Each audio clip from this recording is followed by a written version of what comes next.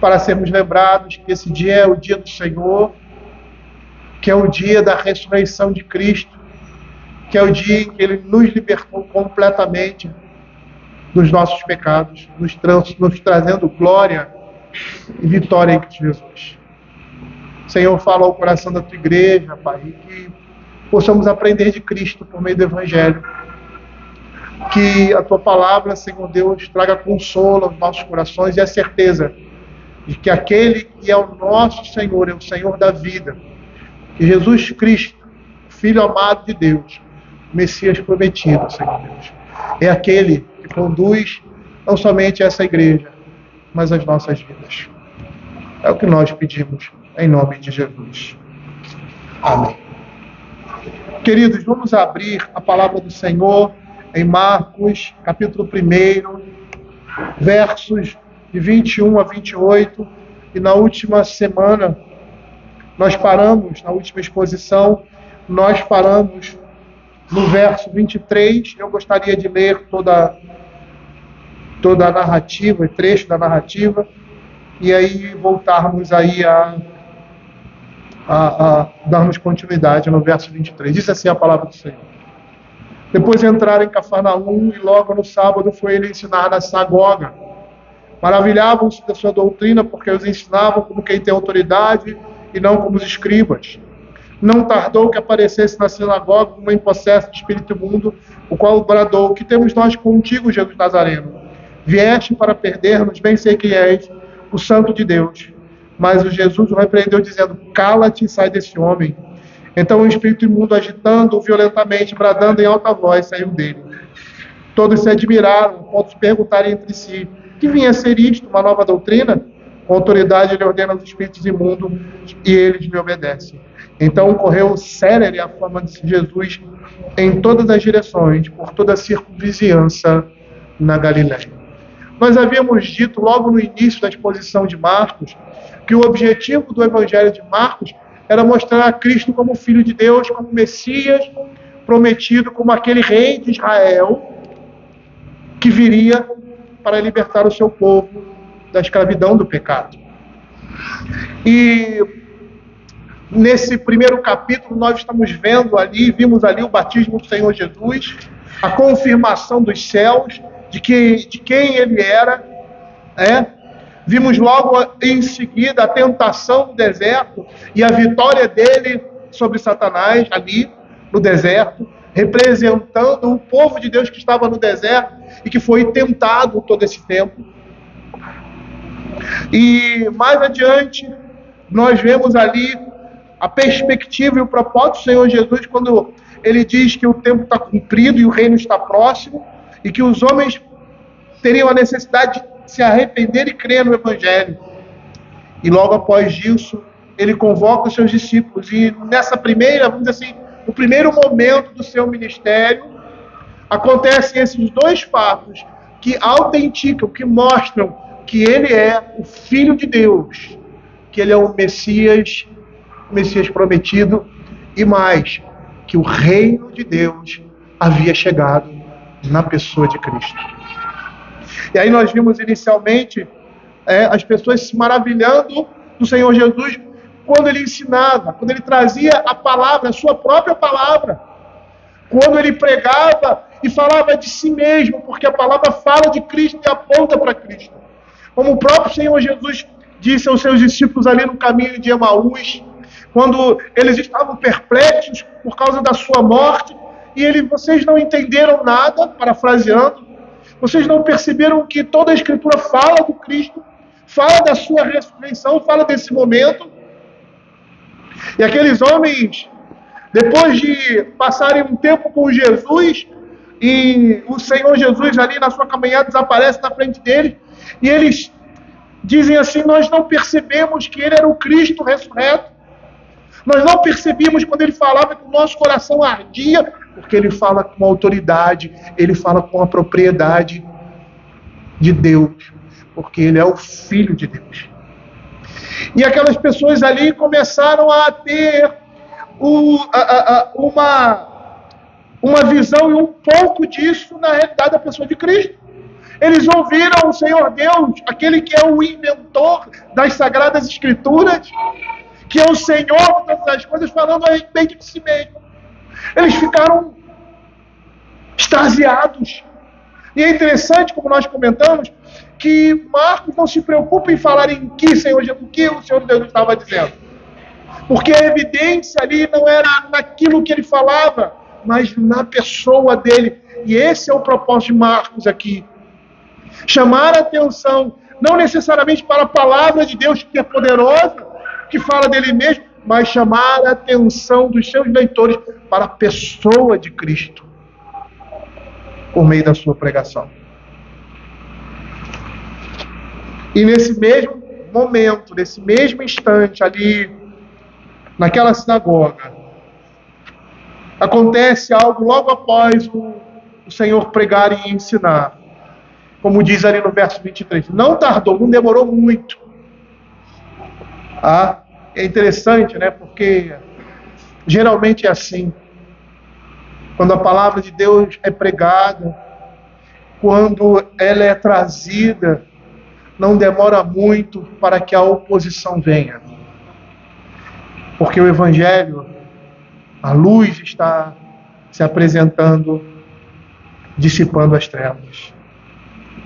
E agora um momento, uma situação bastante inusitada, que vai redundar lá no final, aquelas pessoas ficarem mais admiradas ainda, porque a comparação que eles tinham era com as autoridades religiosas daquela época. Era com os homens que conheciam a palavra de Deus e pregavam essa palavra de Deus, mas eles não pregavam e nem conheciam como Cristo. Eles pregavam e falavam com um certo distanciamento da palavra. Não só porque muitos deles estavam com um coração endurecido, por uma religiosidade vazia, inventada por eles, tanto que o Senhor Jesus, lá mais adiante, aqui lá em Marcos, por exemplo, no capítulo 5, Mateus, no capítulo 5, mostra o Senhor se debatendo com esses homens. Ouvisto o que foi dito aos antigos? Não é bem assim, eu porém vos digo. E a autoridade e o poder de Jesus na pregação e no ensino da sua própria palavra era evidente diante daqueles homens e diante da multidão. E aí o verso 23, eu gostaria de desenvolver essa narrativa, chamando a atenção dos irmãos para alguns detalhes aqui. E aí o verso 23 diz assim: não tardou que aparecesse na sinagoga um homem possesso de espírito imundo, o qual bradou: que temos nós contigo, Jesus Nazareno? Vieste para perder-nos? Bem sei quem és, o Santo de Deus. E aí, como nós acabamos de dizer, tão logo Jesus começou a pregar, ele começa a realizar milagres para confirmar a sua doutrina. E é interessante porque esse é o primeiro milagre que ele faz aí. Ele expulsa um demônio do corpo de uma pessoa. Logo depois ele cura a sogra de Pedro. E logo após isso, muitas outras curas e muitas outras libertações de pessoas que estavam sendo possuídas por espíritos imundos são efetivadas. E aí você vê algo interessante. Veja no verso 34, quando ele diz assim: e ele curou muitos doentes, toda sorte de enfermidades, também expeliu muitos demônios, não lhes permitindo que falasse, porque sabiam quem ele era. O Senhor Jesus começa a pregar e os milagres acompanham a sua pregação. E é interessante chamar a atenção dos irmãos aqui, porque esse era um método de Deus antes da palavra ser trazida, antes do cânon, ou seja, da palavra de Deus ser trazida em forma completa a nós. A palavra do Senhor sendo acompanhada de sinais e prodígios, ou de coisas miraculosas por aqueles que traziam a palavra. Isso acontece aqui, e o propósito disso é confirmar a palavra que está sendo pregada como palavra de Deus, confirmando assim a sua doutrina e a pessoa por quem essa palavra está sendo trazida. Lá em Hebreus capítulo 2, abra aí, verso de 1 a 4. Nós vemos isso claramente. Quando diz assim: por esta razão, importa que nos apeguemos com mais firmeza às verdades ouvidas, para que delas jamais nos desviemos. Depois se tornou firme a palavra falada por meio de anjos, e toda transgressão ou desobediência recebeu o justo castigo. Como escaparemos nós se negligenciarmos tão grande salvação, a qual tem sido anunciada inicialmente pelo Senhor? Foi-nos depois confirmada pelos que a ouviram, discípulos e apóstolos, dando Deus testemunho juntamente com eles, por sinais, prodígios e vários milagres, e por distribuições do Espírito Santo segundo a sua vontade. A Escritura está dizendo aqui que Deus estava confirmando essa palavra que estava sendo pregada por meio de coisas maravilhosas.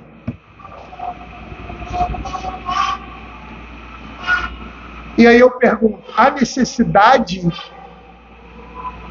da pregação ser acompanhada por alguma coisa portentosa hoje em dia, para que se reconheça que é a palavra de Deus? Teria eu necessidade agora de fazer algum milagre ou alguma coisa acontecesse na minha vida para que a igreja ou que as pessoas pudessem reconhecer: ah, esse é um ministro do Senhor e ele fala da parte de Deus? Haveria necessidade disso hoje? Não, não há necessidade. Porque o objetivo desses sinais era puro e simples confirmar a palavra que estava sendo pregada. Dizer que aquela palavra e aquele homem que estava trazendo aquela palavra vinha da parte de Deus. E essa era a indagação de muitos dos opositores ou do povo. Assim, esse homem faz muitos milagres, ele faz coisas portentosas. A palavra dele, portanto, deve ser a palavra de Deus. Esse homem deve ser um homem de Deus, porque homem nenhum nunca fez isso que ele faz. Esse era o método de Deus, confirmando e mostrando que aquilo era a palavra dele. O reverendo Alfredo, acho que não foi no último final de semana, ele falou sobre isso. Muitos crentes são enganados hoje em dia, pela sua própria carne, pelo engano de outras pessoas, achando que essas coisas não acontecem hoje. Não acontecem. Pastor, milagres não acontecem. Acontecem. Mas como é que o milagre acontece hoje? Como é que as coisas acontecem hoje? Por meio da oração da igreja. A igreja ora e conforme a vontade do Senhor as coisas vão acontecer. Se ele tiver que operar algo portentoso, ele vai operar. Não pela mão dos homens, como no passado, mas pelo seu poder. Deus não precisa de nós para fazer alguma coisa. E essas coisas aconteciam pura e simplesmente para que as pessoas pudessem ver que a palavra de Deus estava sendo trazida e que ela deveria ser ouvida. Como o próprio Deus falou a respeito de Cristo: a ele, este é o meu filho amado, a ele eu ouvi. Todas as vezes que nós estamos lendo a palavra de Deus, ensinando a palavra de Deus e obedecendo essa palavra, nós estamos ouvindo ao filho amado. Porque Cristo é o espírito da profecia. É ele que fala ao coração dos homens.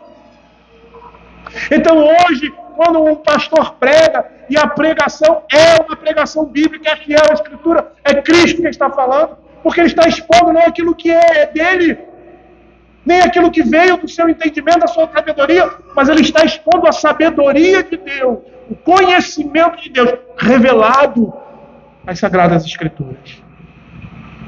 E esses milagres eram feitos de modo a evidenciar o desígnio e a tendência de sua doutrina, e aqui falando especialmente de Cristo, que era derrotar Satanás e curar almas enfermas. Cristo está expulsando o espírito imundo de um homem que estava endemoniado na sinagoga de Cafarnaum. E esse relato também é contado ali em Lucas 4, 33 a 35, e em várias ocasiões no Evangelho de Marcos, nós vemos isso aqui, chamando esses espíritos de imundo, o Senhor expulsando esses espíritos e chamando-os de imundo. E isso demonstrava o poder de Deus na pessoa de Cristo. E é interessante porque Marcos usa essa expressão, espíritos imundos. E ele usa essa expressão para se referir a eles como um símbolo de tudo que é maligno e imundo no mundo, o que representa a antítese de Deus. Quando nós olhamos para a Escritura, nós vamos ver que esses seres espirituais perderam toda a pureza de sua natureza e agora eles agem em oposição direta ao Espírito Santo de Deus, com as suas ideias que contaminam o espírito dos homens. Esses espíritos imundos são anjos caídos, fazem parte do exército de Satanás. E nos evangelhos, interessante isso, eles sabem exatamente quem é o Senhor Jesus. E ao afirmar isso, eu me lembro que Tiago, capítulo 2, verso 19, diz a respeito deles, quando diz assim: crês tu que Deus é um só? Fazes bem. Até os demônios creem e temem. E o que nós estamos vendo aqui? Nós estamos vendo o espírito imundo se apossando de indivíduos como parte dessa guerra incessante contra Deus. E por que eles fazem isso? Porque eles sabem que resta um pouco tempo para a sua destruição completa. E assim o propósito deles é atormentar e matar os seres humanos que são criados à imagem de Deus. Lá em Apocalipse capítulo 12, verso 12, nós temos um relato. E aquele relato ali está relacionado ao nascimento de Cristo e a igreja. E no verso 12 ele diz assim: por isso festejai, ó céus,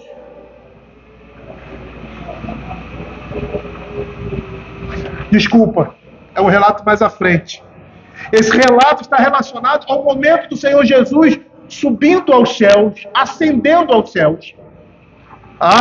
Quando ele morre pelo nosso pecado, ele ressuscita e sobe aos céus. E nesse momento o livro de Apocalipse diz assim: por isso festejai aos céus, e vós que nele habitais, ai da terra e do mar, pois o diabo desceu até vós, cheio de grande cólera, sabendo que pouco tempo lhe resta. E é isso que nós estamos vendo aqui. Esses demônios estão desesperados, porque o reino de Deus em Cristo havia chegado. E eles sabem que falta pouco tempo para a sua completa destruição. Matthew Henry, quando faz um comentário a respeito desse homem ou dessa situação aqui, ele diz assim, que esse homem que estava na sinagoga não foi lá para ser ensinado, nem para ser liberto, mas como julgam alguns, para confrontar a Cristo e opor-se a Ele e impedir que as pessoas cresçam nele. E eu gostaria aqui de fazer uma observação, porque a meu ver, e aí eu estou dando a minha posição, eu não sou especialista nessas coisas, mas o que eu vejo na Escritura, de uma maneira geral, eu poderia classificar como dois tipos de dominação de Satanás. E esses dois tipos de dominação representam o império das trevas na vida do homem não regenerado. E eu classificaria essas duas condições que representam os homens que estão debaixo do império, ou seja, do poder. Império significa poder, do poder das trevas. Eu classificaria uma como a possessão, como nós estamos vendo aqui, e a outra como a influência ou escravidão no pecado. Tanto uma como outra coisa representam o poder de Satanás na vida de um homem, aprisionando, escravizando, porque ele está escravo do seu pecado. E eu diria que a possessão é um estado de total calamidade, de total influência e domínio sobre um homem. Ele passa a ser conduzido diretamente por um espírito maligno, como nós estamos vendo aqui. E aí nós teríamos um outro tipo de influência que demonstra também o poder e o domínio de Satanás na vida do homem, e que também demonstra o poder do diabo sobre os homens, que é o estado de não possessão, mas de escravidão, cegueira, influência, domínio completo do pecado. E nós temos algumas demonstrações na Escritura desses dois estados. A primeira está aqui: o homem sendo possuído e agindo de forma animalesca quando se deparava com o Senhor Jesus. Como nós vemos, gritando e fazendo outras coisas que fogem à humanidade, algo assim animalesco. Mas isso não é, por mais que seja um estado de total calamidade, isso não é tão diferente do estado de calamidade em que o homem se encontra sem uma possessão dessa, mas com domínio, porque as duas coisas estão debaixo da mesma realidade. Uma pessoa que está possessa, uma pessoa e um homem não regenerado estão debaixo do poder das trevas, está sob o domínio de Satanás. E eu gostaria de mostrar na Escritura esse outro domínio que não se manifesta por meio dessa ação tão grotesca, tão animalesca, tão degradante na vida de um homem, mas que mostra também o mesmo estado e a mesma podridão de alma que um homem escravizado pelo pecado, pelo diabo, se encontra. Abra João 8,44.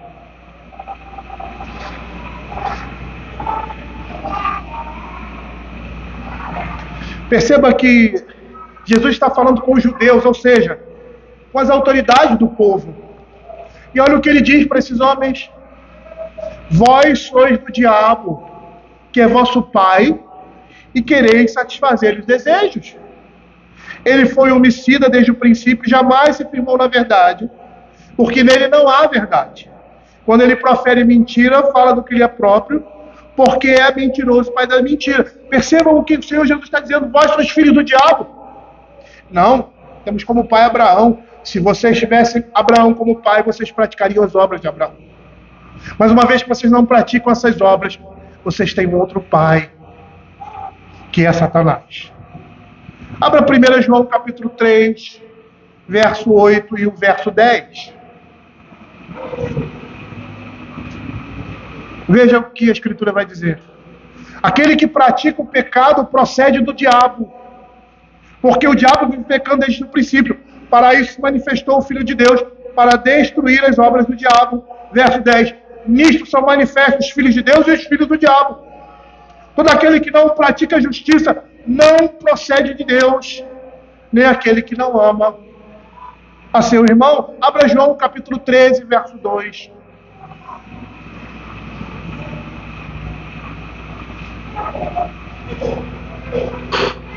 Veja o que a Escritura diz. Durante a ceia, tendo já o diabo posto no coração de Judas Iscariote, filho de Simão, que traísse. Perceba que você tem 3 relatos aqui, e esses 3 relatos demonstram o poder das trevas sobre o homem não regenerado. Esses homens não estavam convulsionando, não estavam gritando, como aquele homem ali. A voz parece que é uma voz mais grossa aqui, né? Quando ele brada, no original tem uma ideia assim, uma coisa mais afrontosa, mais grosseira, uma coisa assim mais firme. Provavelmente não era a voz daquele, é lógico, era a voz dele, mas sendo uma voz utilizada por um espírito imundo. Nenhum deles apresenta isso aqui. Mas todos eles estão na mesma condição. Aquele homem possesso de um espírito imundo, dominados pelo pecado, ou seja, escravos do diabo.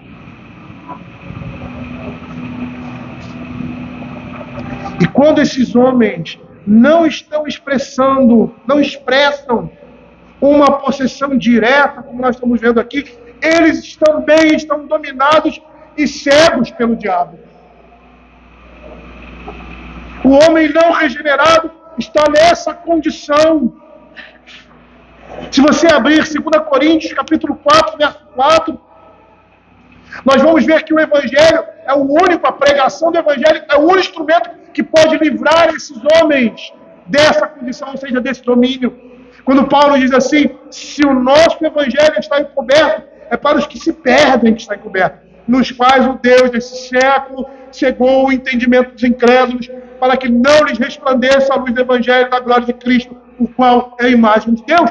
Os homens que não dão ouvidos ao Evangelho, os homens que não ouvem a palavra de Deus, não submetem a ela, estão cegos, estão presos por Satanás.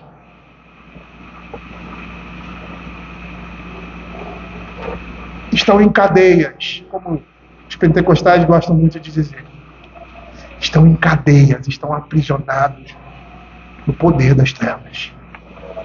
Por isso esse homem estava, ou seja, esse espírito imundo estava desesperado, e provavelmente esse homem também. Porque ali estava diante dele aquele que ia libertá-lo do pecado, aquele que iria destruir aquele espírito imundo.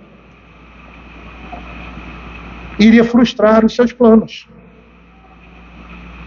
Veja o que Efésios capítulo 2, versos de 1 a 3 mostra.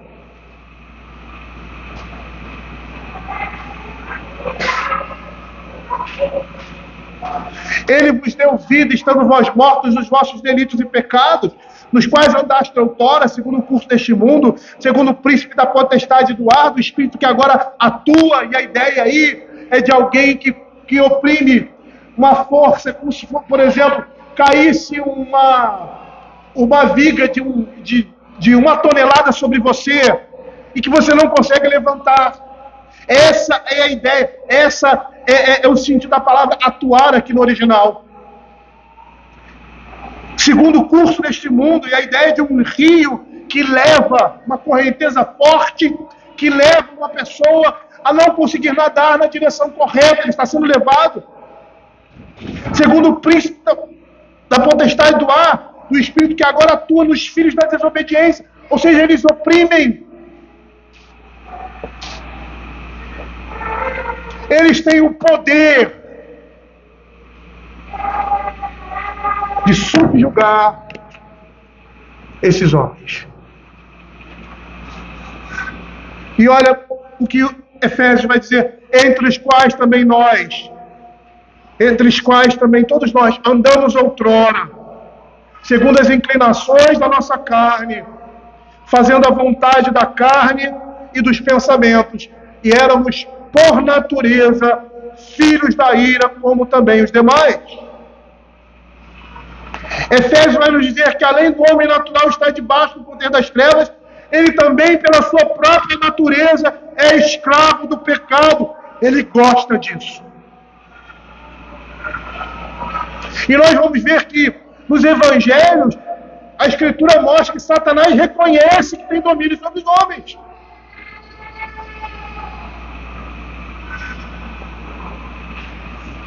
E isso nós entendemos como juízo de Deus por causa do pecado. Se você pegar Mateus capítulo 4, verso 8 e 9, que é detalhista com relação à tentação no deserto, ele diz assim, levou ainda o diabo a um monte muito alto, mostrou-lhe todos os reinos do mundo e a glória deles. Ele disse, tudo isso te darei, se prostrado me adorares. Satanás reconhece, a Escritura deixa claro que ele sabe que ele tem domínio sobre os homens.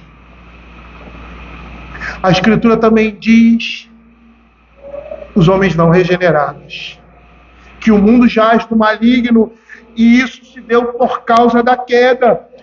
Por causa da queda, os homens se tornaram escravos do pecado e oprimidos pelo diabo. É isso que Efésios vai dizer. Presos em suas correntes. E por mais que não expressem uma possessão demoníaca, estão na mesma condição desse homem possesso. Estão dominados, estão cegos pelo príncipe deste mundo. Abra 2 Timóteo capítulo 2, verso 24. O verso 24 ao verso 26.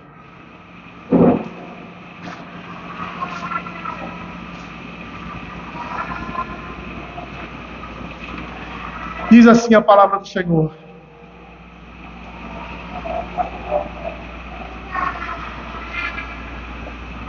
Ora, é necessário que o servo não viva contendendo, e sim deve ser brando para com todos, apto para instruir, disciplinando com mansidão os que se opõem, na expectativa de que Deus lhe conceda não só o arrependimento para conhecerem plenamente a verdade, mas também o retorno à sensatez, livrando-se eles dos laços do diabo, tendo sido feitos cativos por ele, para cumprirem a sua vontade. E nós que já estudamos o livro pregamos sobre as epístolas de Timóteo, nós vemos que esses homens ali, eles estavam pregando uma doutrina contrária à sã doutrina. Estavam trazendo problemas a Timóteo como pastor da igreja. E a Escritura diz que esses homens deveriam ser disciplinados, de tal forma que seriam livres dos laços do diabo. Eles estavam cativos por Satanás. Quando nós olhamos essa situação, quando nós olhamos a Escritura com relação a isso, nós podemos chegar a uma conclusão: tudo que o mundo pensa ou vê, guardado as devidas proporções. E eu não estou falando da graça comum, porque a graça comum é também a ação comum do Espírito Santo, mostrando o que é certo, o que é errado, o que é moral, o que é imoral, o que é justo, o que não é correto, freando o homem do seu pecado. E aí as produções culturais e outras coisas mais que o homem produz, faz a cultura necessariamente em si, ela não é pecaminosa. Então nós podemos ler um livro que não tenha nada a ver com o Evangelho, mas que fale da realidade do homem, ou o entretenimento, ou qualquer outra coisa, mas essas coisas também são manchadas pelo pecado, e aí nós precisamos... Por que eu estou falando isso? Porque tudo que o mundo desassociado de Deus, dissociado do Evangelho, produz, está afundado em engano, em perversidade. E o homem, ele só pode apresentar na sua sabedoria duas coisas: a sabedoria de Deus ou a sabedoria humana. E Tiago vai dizer que existe uma sabedoria que é humana, que é terrena, animal e demoníaca. Quando o homem expressa alguma coisa contrária ao Evangelho, porque o Evangelho e a palavra de Deus, ela regula tudo na vida do homem, tudo na vida do homem. Por mais que a Escritura não esteja preocupada em falar de ciência, em falar de geografia, em falar de matemática, ou falar de qualquer outra coisa,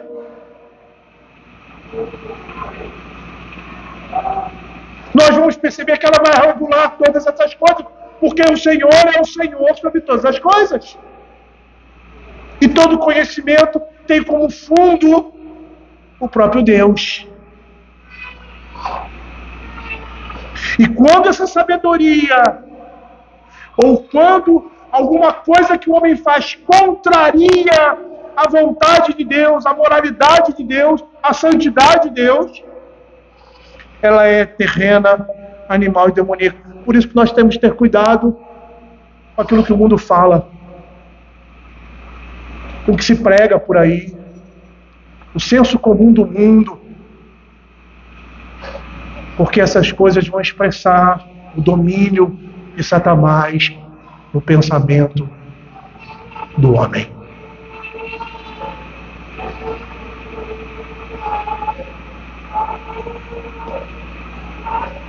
Se por um lado a missão de Jesus aqui é estabelecer o reino de Deus, por outro lado ele veio para derrotar Satanás e os poderes do mal em todas as suas formas, e eles sabiam disso. Por isso o desespero. Lá em 1 João, que nós acabamos de ler, capítulo 3, verso 8, ele diz assim: aquele que pratica o pecado procede do diabo, porque o diabo vive pecando desde o princípio. Para isto se manifestou o Filho de Deus, para destruir as obras do diabo, para trazer vida e liberdade. E para que isso aconteça, Cristo deve destruir o adversário, cujo propósito é escravizar e destruir os homens. E não só os filhos de Deus, mas Satanás despreza a humanidade.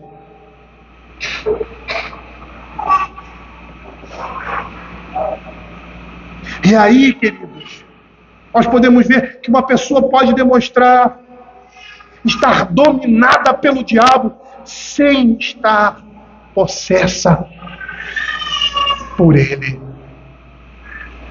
A possessão, como nós estamos vendo aqui, é um estado degradante e deprimente da condição do homem que está sob o domínio do diabo. E o Senhor Jesus veio para isso, para arrancar esses cativos da mão de Satanás. E sabe o que acontece? Ele não pode resistir. Não há resistência. Não há resistência. Ele não pode resistir ao poder soberano daquele que o criou,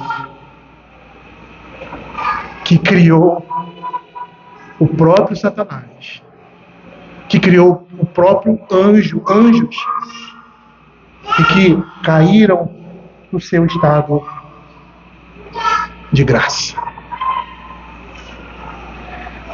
Seria interessante, queridos, nós considerarmos alguns aspectos desse trecho específico da narrativa de Marcos.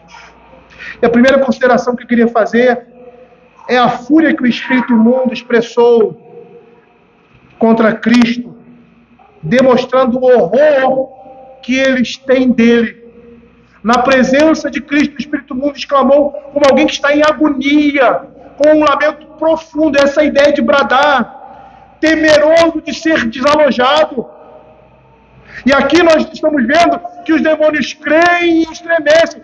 Eles têm horror a Cristo, mas não têm esperança nele, nem respeito por ele. E esse é o tipo de fé que Tiago vai dizer que não é uma fé saudável, porque o diabo, os demônios creem e estremecem. Mas perceba na palavra, naquilo que ele pronunciou nesse diálogo, nesse curto diálogo, quando ele diz assim: que temos nós contigo, Jesus Nazareno. Veja aqui o que o Espírito Mundo vai dizer: que temos nós contigo, Jesus Nazareno, vieste para perder-nos, bem sei quem és, o Santo de Deus. E com essas palavras, Satanás não pretende capitular, ou seja, se render, nem mesmo chegar a um acordo com o Senhor Jesus. Por quê? Porque ele está longe disso, está longe de compactuar com o Senhor. Mas ele fala como alguém que conhece a sua própria condição. E apesar de reconhecer quem Cristo era, esse reconhecimento não seria desacompanhado de um insulto, porque ele o chama de Nazareno. É interessante essa cena aqui, porque a Escritura diz que o diabo é mentiroso. Mas na presença de Cristo, na presença de Deus, eles se submetem ao seu senhorio. Eles não têm como fugir da sua condição diante do Cristo exaltado. E quando nós olhamos isso, a forma como eles não conseguem resistir a Cristo, nós vemos ali a tentação do deserto, quando Satanás se transforma em anjo de luz, ou seja, a Escritura não é específica, e chega na presença de Deus para tentá-lo. Como pode? Como pode isso? Mas percebam aqui que ao mesmo reconhecendo e declarando, eles não têm o propósito de que com essa declaração, ou que essa declaração seja fruto de um coração transformado. Veja o que Matthew Henry comenta sobre isso.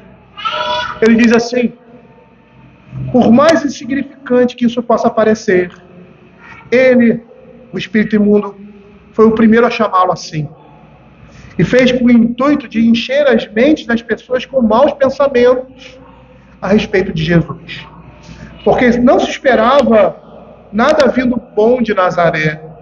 Satanás lançou preconceitos contra o Senhor como se fosse um enganador, porque todos sabiam que o Messias deveria ser de Belém.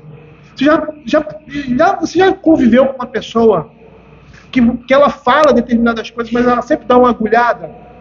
Ela fala uma verdade, mas ela tem um propósito de não estabelecer a verdade, mas te alfinetar, te dar uma alfinetada. É isso que nós estamos vendo aqui. Satanás quer lançar dúvidas a respeito de Cristo. E nós entendemos isso num quadro maior quando abrimos João capítulo 7, verso 40 a 44, que diz assim: então, os que dentre o povo tinham ouvido essas palavras diziam: este é verdadeiramente o profeta. Outros diziam: ele é o Cristo. Outros, porém, perguntavam: porventura o Cristo virá da Galileia? Não diz a Escritura que o Cristo vem da descendência de Davi e da aldeia de Belém, da onde era Davi? Assim houve uma dissensão entre o povo por causa dele. Alguns dentre eles queriam prendê-lo, mas ninguém lhe pôs as mãos. William Hendricks, quando comenta esse texto, na sua interpretação, ele acha que não houve nenhuma indicação de desrespeito, que o demônio, ao espírito imundo, ao falar dessas coisas, não tinha esse objetivo. Mas eu prefiro ficar com Matthew Henry nesse caso. Porque Satanás é blasfemo e tudo que faz é destilar ódio contra aquele que é o Senhor da glória encarnado. Satanás odeia Cristo e despreza o homem. E Jesus tanto representava a divindade, como é 100% Deus, e também a humanidade, como também é 100% homem. Tudo que Satanás e seus demônios mais odeiam. A divindade e a imagem da divindade do homem. E o objetivo deles é tirar essa imagem, fazer com que essa imagem fique apagada. E um homem possesso de um espírito imundo, ou dominado pelo poder das trevas, ofusca a imagem de Deus, os resquícios da imagem de Deus no homem. Mas olha o que eles dizem: o que temos nós contigo. E essa expressão, ela indica literalmente: não temos coisa alguma em comum. Isso indica que Jesus, o Filho de Deus, não tem nada a ver com esses demônios, ou seja, nenhuma ligação, são inimigos eternos. Perceba que em todos os encontros que Jesus teve com esses espíritos imundos, todos saíam com medo e bradando a mesma coisa: que tenho eu contigo. Você vai ver isso em Mateus capítulo 5, verso 7, Mateus 8, 29, Lucas 8, 28, e todos os encontros em que Jesus permitiu que eles falassem: Ao que eles deram o primeiro passo. Todos eles falaram isso. O que temos nós contigo? E quando nós olhamos isso no escopo geral da Escritura, eu fico perplexo em ouvir da boca dos fariseus que Cristo era aliado de Satanás para enganar as pessoas. Lá em Marcos, capítulo 3, versos 22 a 28, esses homens dizem que o Senhor Jesus, por expulsar demônios, estava possesso de Beelzebul, que é o maior dos demônios, e que expelia os demônios por meio dele. E aí o Senhor Jesus conta uma pequena parábola em que diz que o reino não pode estar dividido, porque se o reino está dividido, ele é destruído, ele se dissipa, ele deixa de existir. E ele diz: ninguém entra na casa de um homem valente para roubar os bens, sem primeiro amarrá-lo, e só então saqueará a casa. Ele estava dizendo: aquele que está aqui é mais poderoso do que ele. Esse homem, Jesus, que é o Filho de Deus, é mais poderoso do que Satanás e de qualquer espírito imundo, porque ele entra na casa dele, ele rouba os seus despojos. Com essas palavras: que temos nós contigo, vieste para perder-nos. Os espíritos imundos têm plena consciência de que correm sérios perigos e desejam que o Senhor Jesus vá embora. As forças malignas sabem que a presença de Jesus trará somente destruição para elas. E a expulsão desses demônios descreve um conflito emocionante no avanço e na chegada do reino de Deus sobre o domínio de Satanás. E à medida que Jesus ensina, a oposição demoníaca vem à tona. E por que isso? Porque Satanás entende que a consumação do domínio de Deus garante a abolição do império da morte. Colossenses capítulo 1, verso 13. Ele nos libertou do império das trevas e nos transportou para o reino do Filho do seu amor, no qual temos a redenção, a remissão dos pecados. Na Segunda Guerra Mundial, quando os alemães descobriram que tinham perdido a guerra e deveriam sair dos lugares ocupados, porque os aliados estavam chegando, a ordem era: destruam tudo, acabem com tudo, saiam daí arrasando tudo. E por que isso? Porque eles sabiam que estavam derrotados. Eles não podiam mais vencer a guerra. Eles foram dominados. E agora a única coisa que eles iriam fazer era se render, mas não seria uma rendição barata, não seria algo honroso, porque mostra a malignidade e a depravação no coração do homem. Então a ordem de Hitler foi: saiam arrasando as cidades.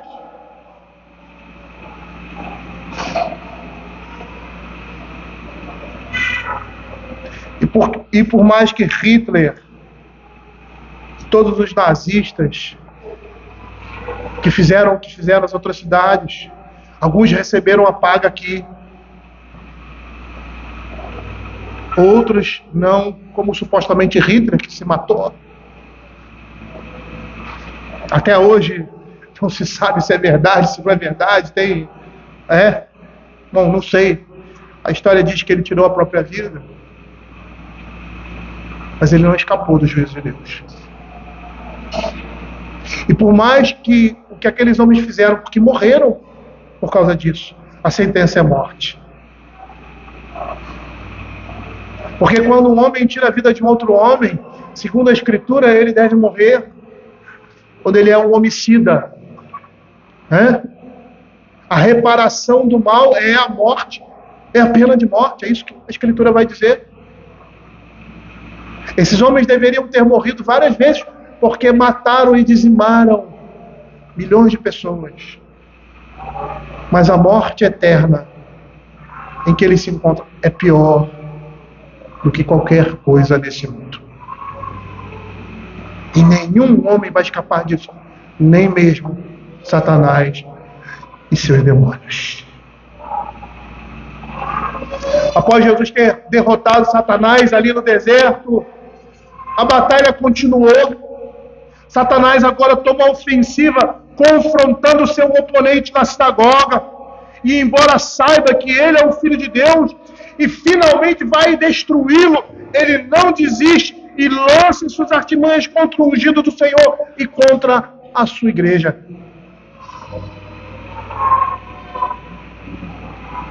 E nas palavras desse espírito imundo, ele diz assim: bem sei quem és, o Santo de Deus. E aqui nesse relato, o reconhecimento dos espíritos imundos de quem era Jesus, o Santo de Deus, o Filho de Deus. E aqui eles reconhecem a missão e a autoridade de Jesus antes que a humanidade o faça. Antes mesmo que os seus discípulos, como nós vemos desse em outros relatos. E aqui, nessa narrativa de Marcos, os demônios se transformam na segunda parte da apresentação de Jesus por Marcos, após a voz do batismo, para anunciar a filiação divina. Eles reconhecem que ele é o Filho de Deus. Não havia como negar essa condição de Jesus por parte desses espíritos imundos. Eles estavam diante do mais exaltado, o Cristo, o Filho de Deus, e não há como fugir dele. Os espíritos imundos não podiam resistir a Cristo. Matthew Henry, quando faz um comentário sobre isso, ele diz assim: uma confissão é arrancada dele, a de Jesus Cristo, é o Santo de Deus. Assim como ele, como se arrancou da jovem que tinha espírito de adivinhação a respeito dos apóstolos, que eram servos de Deus Altíssimo, aqueles que têm somente uma noção de Cristo, de que ele é o Santo de Deus, e que não têm fé nele, o amor por ele, não vão além da confissão. Essa confissão é muito importante, mas é feita até mesmo pelos demônios.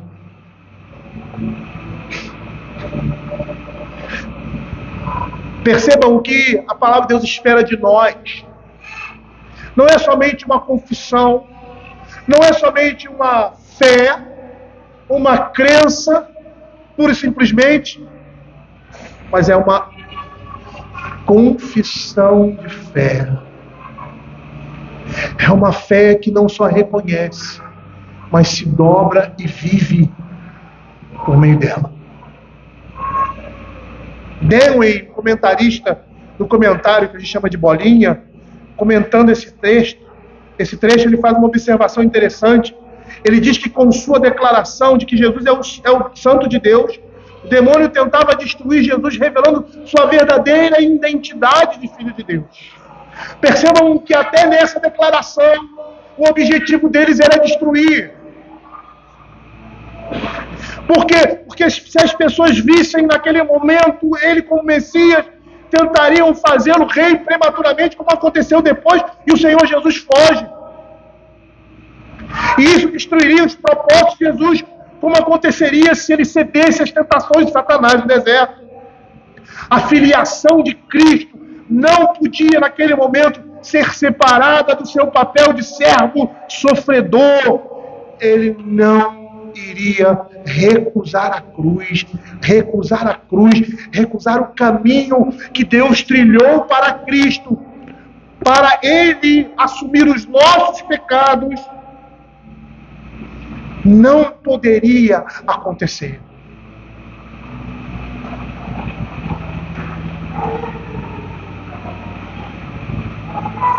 Esse era o caminho que ele tinha que trilhar. E o objetivo de Satanás era fazer com que ele pegasse um atalho.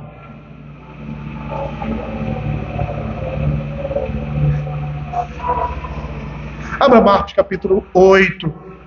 verso 31 a 33. Veja o que a Escritura vai dizer.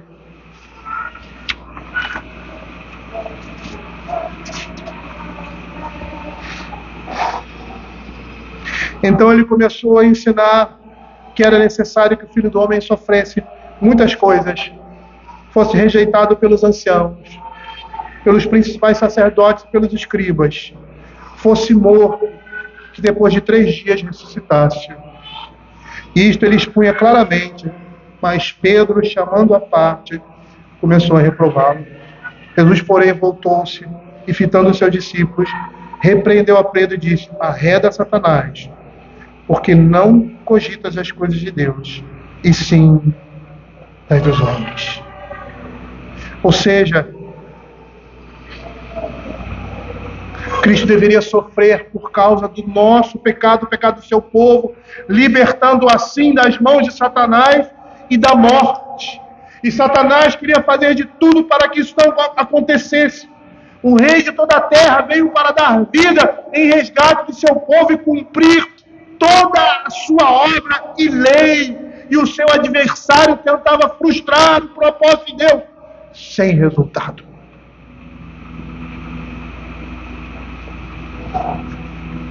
E é por isso que o Senhor Jesus diz: cala-te e sai dele.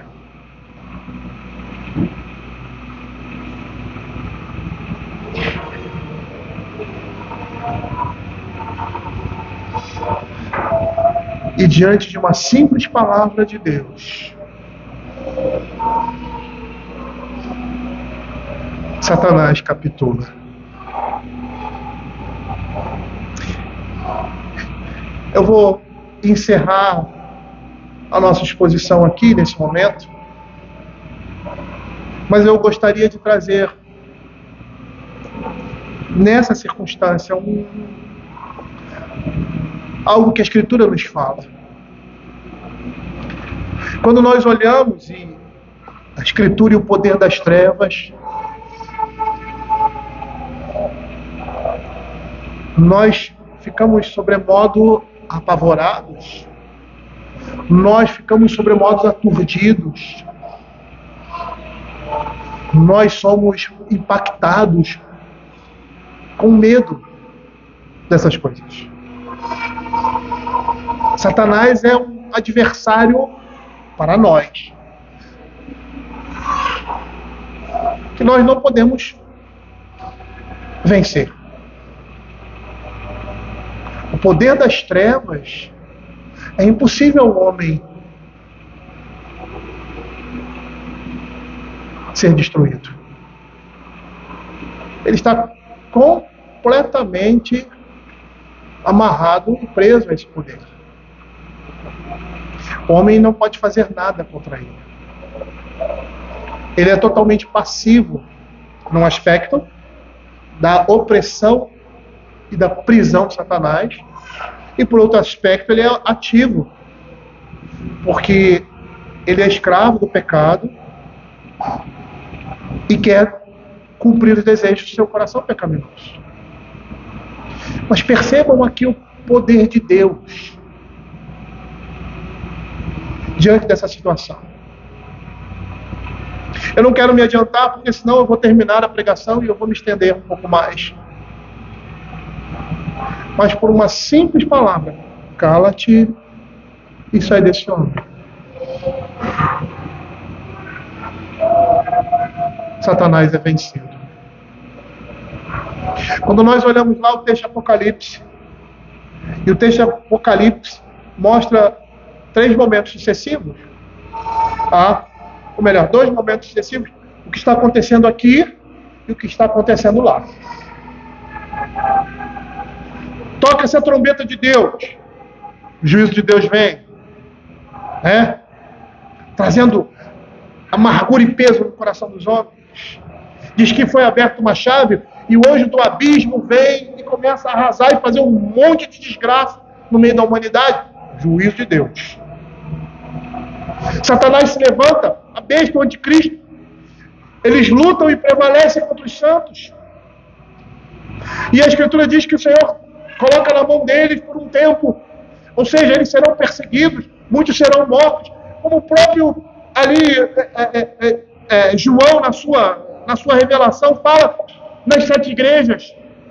E a gente olha o livro de Apocalipse e vê, né, a besta, o falso profeta, se reunindo e fazendo isso, fazendo aquilo, perseguindo os santos, fazendo como Nero fez, como Hitler fez, como outros fizeram, porque ele não perseguiu somente judeus, cristãos também morriam por causa do Evangelho.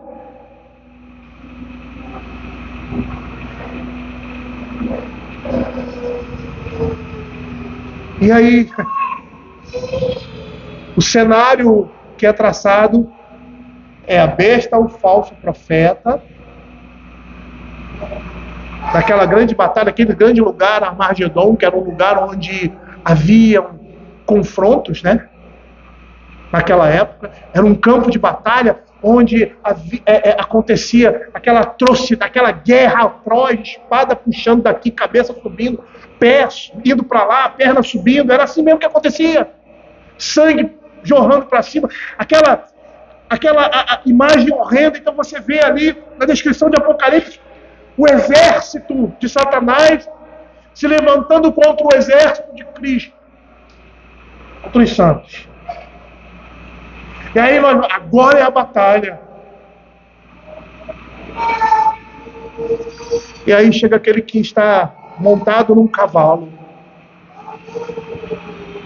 e diz que com o sopro da sua boca destrói todo o poder do inimigo. Com um simples sopro, uma simples palavra, cala-te e sai desse homem. Com uma simples palavra. Marcos está mostrando que o poder de Deus está se manifestando na pessoa de Cristo, porque o reino de Deus é chegado. E por mais que o Senhor Jesus, na sua imagem humana, como diz Isaías, era desprezado, um homem de dores, que sabe o que é padecer, e dele não fizemos caso, ou seja, é alguém ali.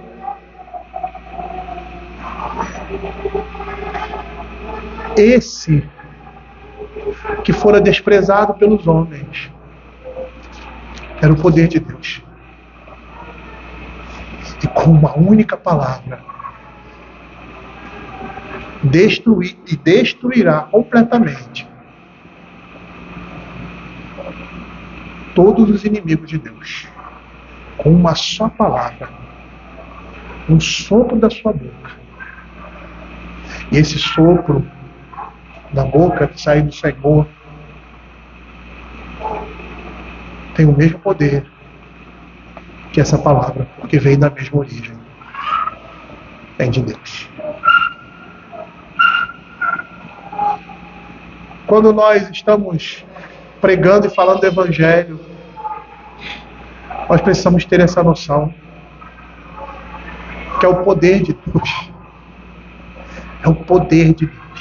E por mais que o homem se mostre resistente,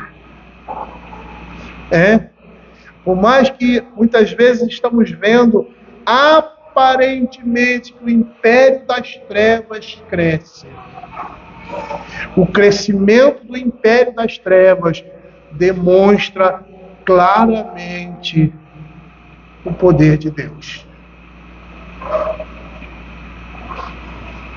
Porque o reino de Deus é chegado. E é nesse poder, é nessa graça, que nós, como soldados de Cristo, estamos lutando uma batalha de vida e morte, mas que a nós já é dado por Ele a vitória. O Senhor Jesus disse para uma das igrejas, 7 igrejas, muitos vão ter que morrer, ser fiel até a morte, e dar-te-ei a coroa da vida. É esse reino, são essas promessas que estão nos sendo garantidas pela pessoa e pela obra de Cristo. Vamos orar.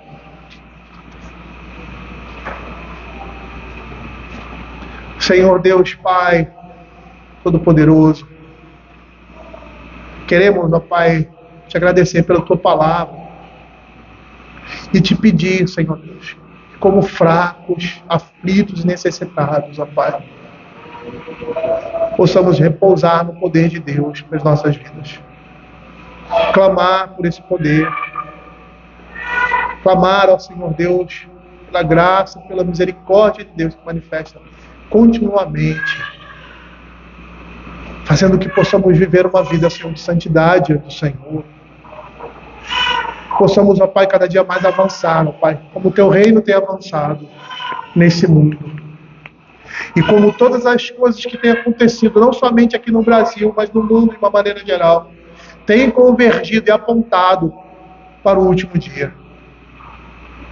Que a Tua igreja possa permanecer firme diante das oposições, ó Senhor Deus. Porque aquele que está em nós é maior que aquele que está no mundo. Fica com o Teu povo, Pai. É o que nós pedimos. Em nome de Jesus. Amém.